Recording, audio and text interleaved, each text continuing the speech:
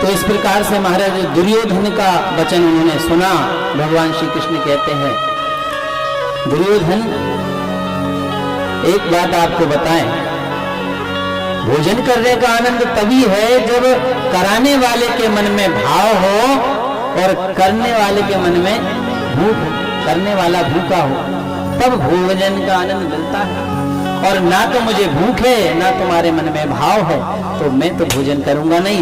और कर क्या लेते, आज तो विदुर दादा के यहाँ हमारा भोजन है। और महाराज विदुर जी ने जब सुना पूरी सभा में कि हमारे यहाँ भोजन है, विदुर जी तो महाराज सटपटा गए। बोले भगवान, हमने कब इनको न्योता दे दिया कि हमारे यहाँ आके भोजन कर लेना, हमारे यहाँ तो कुछ भी नहीं है। अब विदुर जी महाराज झटपट उस सभा से महाराज इधर हटो महाराज जैसे तैसे निकले कि कहीं ऐसा ना हो तुरंत ही कन्हैया घर आ जावे, घर पे तो कुछ है ही नहीं।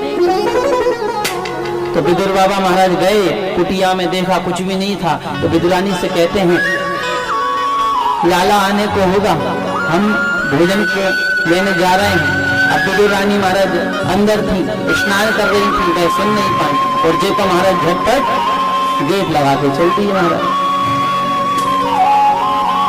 बोले कुछ ना कुछ जैसे तैसे कहीं से भिक्षा लेकर के आऊं, कहीं कुछ ठाकुर जी के लिए मिल जाए। और कन्हैया ने महाराज वहां से कौरवों से अपनी वार्तालाप संपूर्ण करके विदुर जी के यहाँ आज पधारे। और विदुर जी की कुटिया में जैसे ही गए महाराज तो खटखटाते हैं और बोलते हैं, अरे काकी गेट खोलो, हम आए हैं। काकी सोचती न जाने कौन आया है।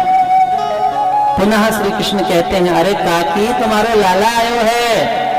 और विदुरानी ने जब सुना कि अरे भगवान श्री कृष्ण आए हैं, महाराज स्नान कर रही थी तो जैसे तैसे महाराज अस्त्र वस्त्र से अपने अंग को ढका और जैसे तैसे महाराज वस्त्रों को पहन करके झटपट आई। जैसे किवाड़ खोला महाराज, जैसे ही तक खोले ठाकुर जी अंदर आए। अब अंदर तो महाराज कोई व्यवस्था नहीं थी, कहीं कुछ पड़ा है कहीं कुछ पड़ा है। अब विदुरानी महाराज आसन लेती हैं, यहाँ बैठ जाओ यहाँ बैठ जाओ। पटा उठाया महाराज के, लो पटाखे उठा दे, कहीं कुछ है नहीं। तो महाराज पटा बिछाया तो भी उल्टा बिछाया। भाव में बह रही है विदुरानी। जब व्यक्ति का भाव होता है ना तो वह क्या करता है उसे खुद नहीं पता, और भाव तो होता है कम से कम। तो आज विदुरानी महाराज भाव में है तो पता बिछाया तो भी उल्टा बिछाया। ठाकुर जी से कहती हैं बैठ जाओ, ठाकुर जी कहते हैं ठीक है भैया। ठाकुर जी बैठ गए। अब महाराज विदुरानी आई, पीछे कुटिया में अंदर देखा कुछ भी नहीं।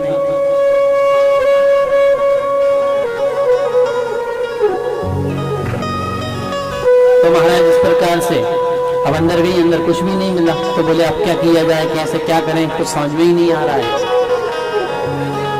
अब विदुरानी गई तो हमारे बथुआ का साग रखा था, कितने दिन पुराना, सूखा हुआ, बना हुआ नहीं था, पत्तियां बनी रखी हुई थी। बोल आई महाराज कि जैसे तैसे इनकी जठराग्नि को तृप्ति मिले, भूख को तृप्ति मिले। और फिर भी सोचती हैं ये लाला कहाँ मक्खन घी दूध खाता है, मैं इसको ये खिलाऊंगी। गई महाराज तो पीछे कदली का वन था और कदली में के वन में गई तो महाराज आधे कच्चे आधे पके फल थे, उन केले के फल को ले आई और महाराज आज बड़े भाव से पत्ता लगाई और पत्ता लगा करके भगवान को भोजन करा रही हैं।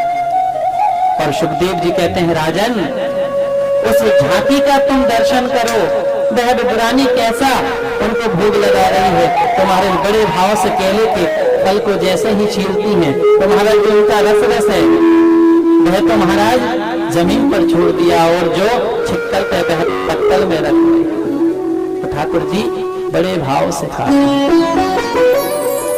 विदुरानी जी का बड़ा भाव, ठाकुर जी बड़े भाव से इसको पाते हैं। आप ठाकुर जी को कभी भी, एक बात है, लड्डू गोपाल की स्वरूप ही ऐसा है कि उनको देख के जब भोग लगाते हैं तो ऐसा लगता है जैसे हम अपने बालक को भोजन करा रहे हैं।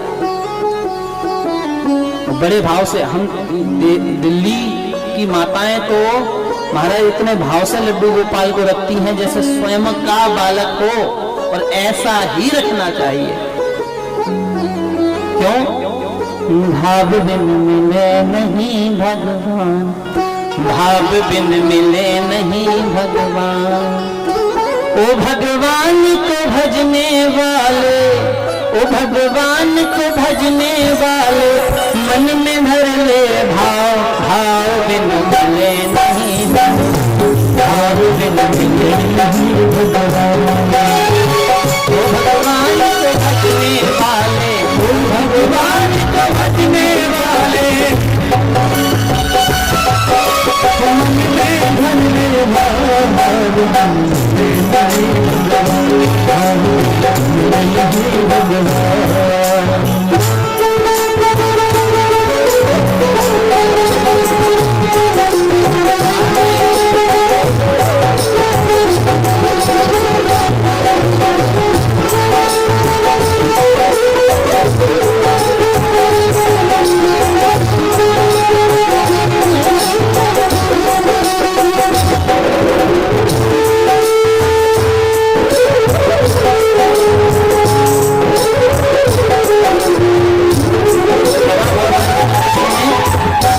दुर्योधन के 56 भोगों को छोड़ दिया, 56 भोगों को छोड़ दिया महाराज, और कहाँ आकर के आज कदली के छिलकों को पा रहे। दुर्योधन की त्यागी मेवा, दुर्योधन की त्यागी मेवा, दुर्योधन की त्यागी मेवा, दुर्योधन की त्यागी मेवा। भाई गई विदुरानी की सेवा, भाई गई विदुरानी की सेवा, भाई गई विदुरानी की सेवा, भाई गई विदुरानी की सेवा। श्रद्धा